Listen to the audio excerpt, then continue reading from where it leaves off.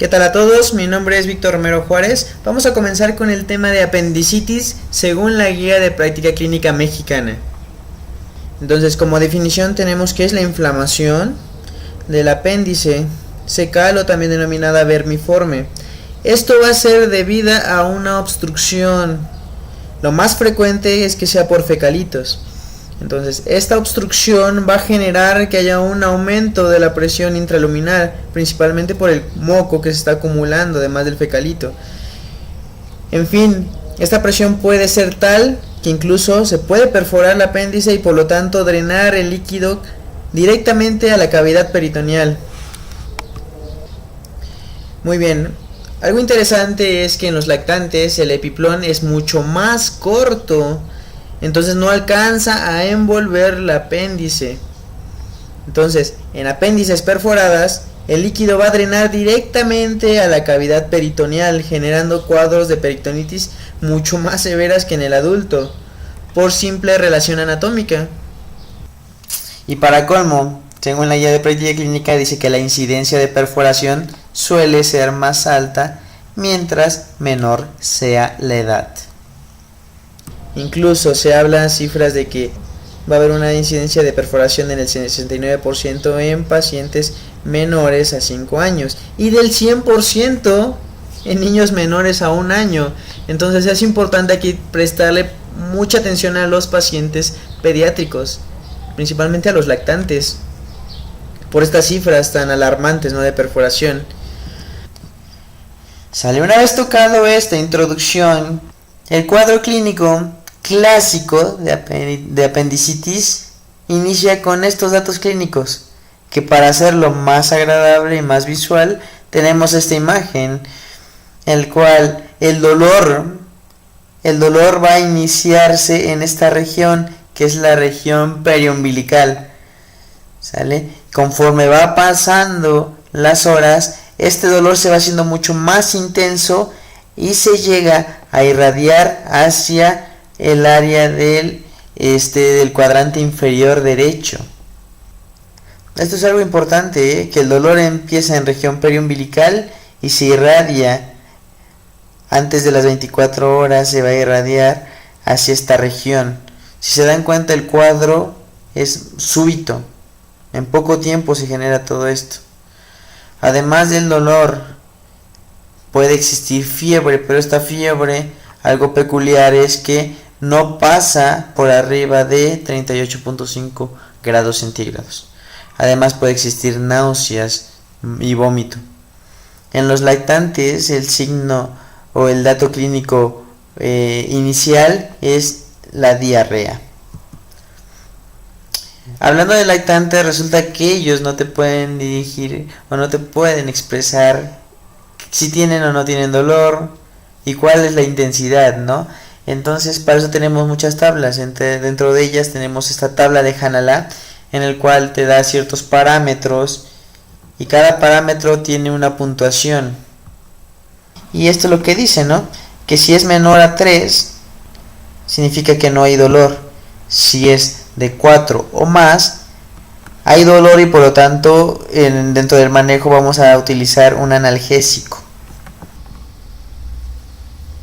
Una vez ya obtenido los datos de que existe dolor, que este dolor es de tipo cólico y que además es de inicio súbito, que va aumentando de intensidad conforme pasan las horas, lo siguiente es hacer una exploración física encaminada a buscar datos de irritación peritoneal y además puntos dolorosos apendiculares, como es el punto de McBurney, de Robson y todos los que aquí tenemos, ¿sale? Para los datos de irritación peritoneal son dos, que es una hipersensibilidad en esta zona, en el cuadrante inferior derecho, además de que también se va a encontrar datos de rigidez muscular involuntaria, o también denominada de defensa, ¿sale? Estos dos son los datos de irritación peritoneal.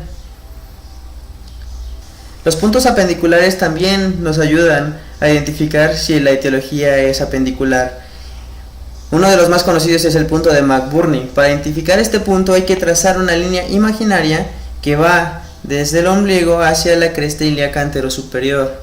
Una vez trazada esta línea lo vamos a dividir en 3 porciones, una porción externa, una media y una porción medial. Resulta que el límite entre la porción media y la externa, justamente en ese límite vamos a encontrar el punto de McBurney, que si nosotros lo presionamos y existe dolor a la presión directa, se dice que es un McBurney positivo. Otro signo importante es el de Plumber, que si nosotros hacemos la descompresión del punto de McBurney también genera dolor, se le conoce como Plumber positivo. Hay muchos más signos, como aquí tenemos el de Robson, que es una presión en el cuadrante inferior izquierdo y que también va a causar dolor en esta región. El signo de talopercusión, el cual el paciente acostado le percute tal cual el talón y también genera dolor en esta región. O sea, hay muchos signos por los cuales nosotros nos podemos basar. Además de eso, también podemos encontrar leucocitosis con predominio de neutrofilia. ¿Sale? Ojo, no todo paciente con leucocitosis tiene apendicitis. Entonces hay que buscar que no tenga una infección concomitante. Bueno, hasta este momento ya tenemos una batería de datos clínicos y también a la exploración física que nos hacen más sólida la sospecha clínica que tenemos sobre apendicitis.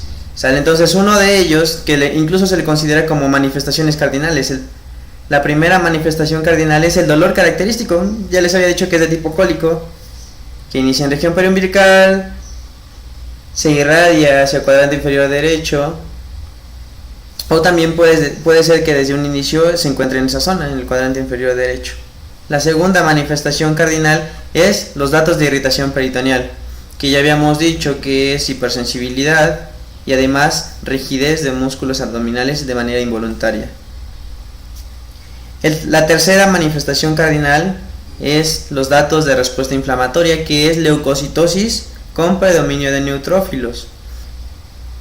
Esta tabla viene en la guía de práctica clínica, en la cual aquí hay muchos síntomas y signos que se encuentran en apendicitis. Sin en cambio, aquí del lado derecho está la frecuencia en la cual se encuentran en los pacientes. Si se dan cuenta, no todos los síntomas y signos se van a encontrar en el paciente. Varía.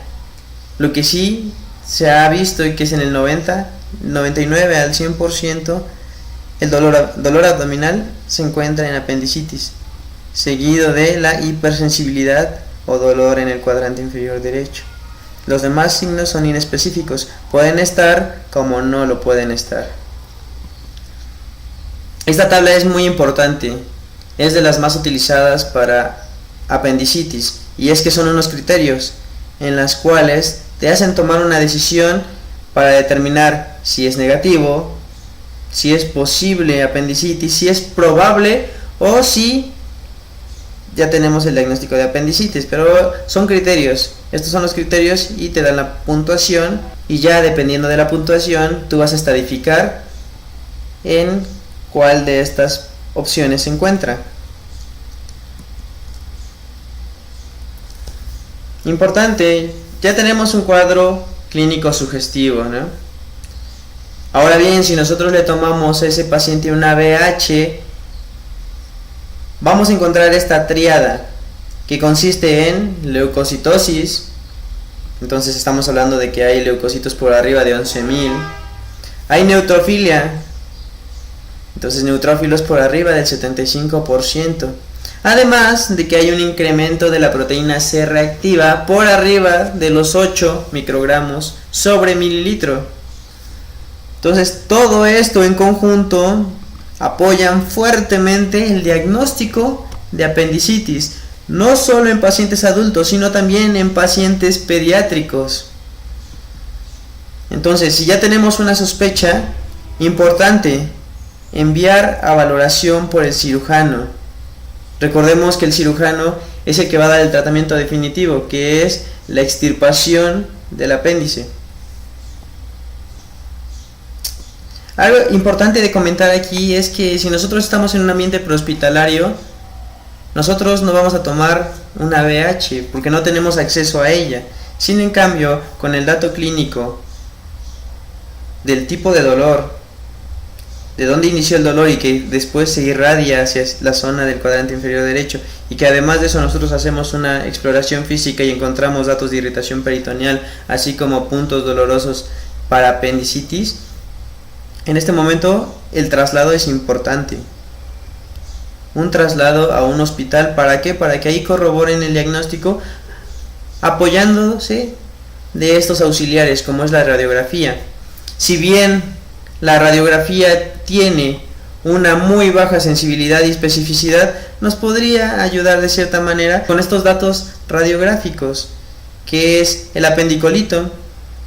Además, hay gas en la fosa ilíaca derecha. Podemos encontrar incluso en las radiografías niveles hidroaéreos, asa centinela, borramiento del psoas, deformidad debido al gas que se encuentra en el ciego.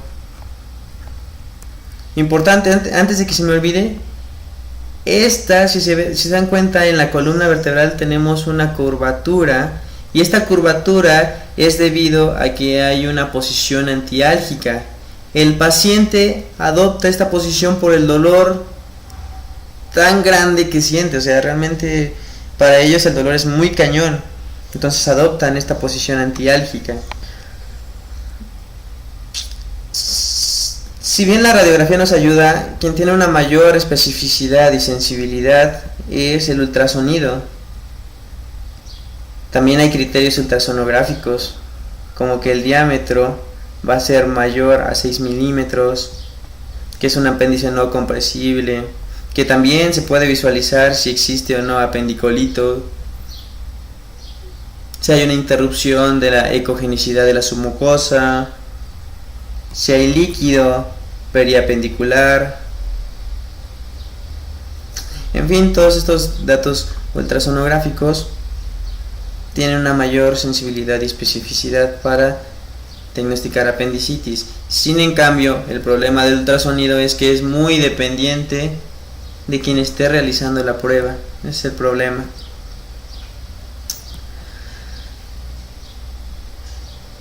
Entonces, niños con cualquiera de las tres manifestaciones cardinales que ya les mencioné, importante solicitar en un nivel hospitalario un ultrasonido.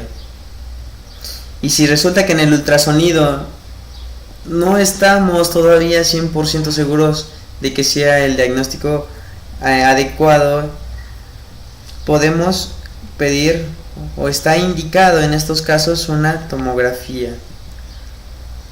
Hay que recordar que la tomografía es el patrón de oro.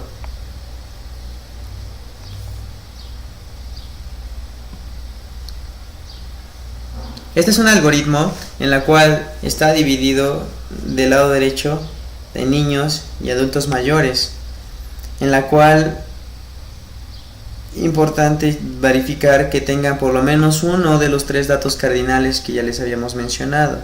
¿Cuáles son esos tres datos cardinales? A modo de recordatorio, el primero es el dolor,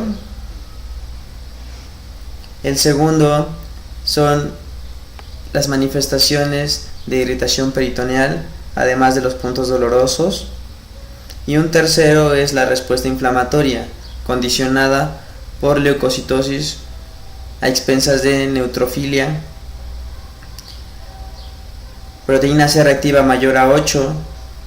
Entonces, si tiene por lo menos uno de los tres datos cardinales, importante tomar un ultrasonido.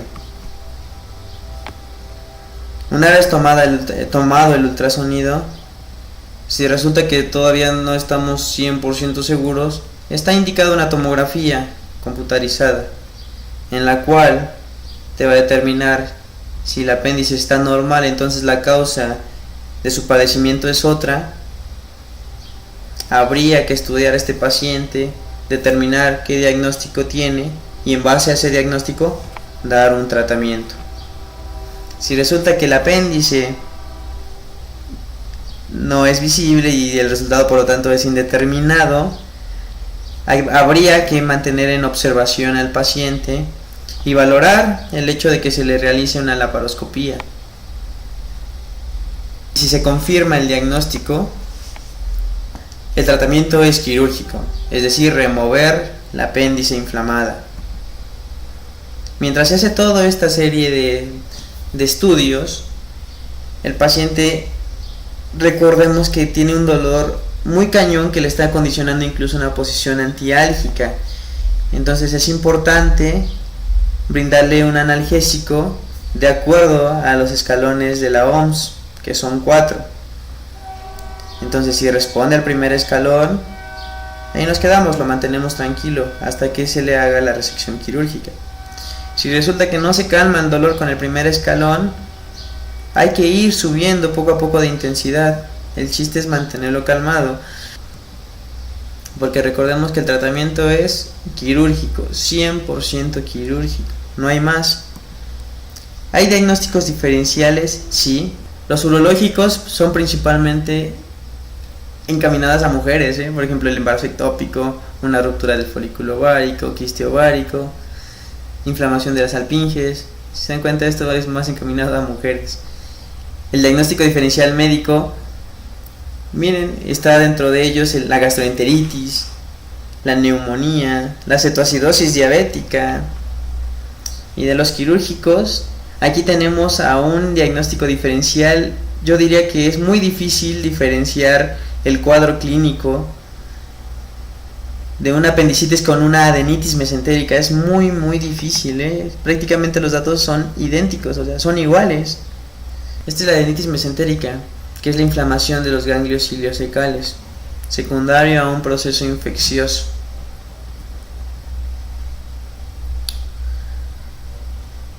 Si ustedes me preguntan cuál de los dos es más frecuente, si la adenitis mesentérica o la apendicitis, la respuesta es apendicitis, pero el diagnóstico diferencial entre ellos dos sí está complicado.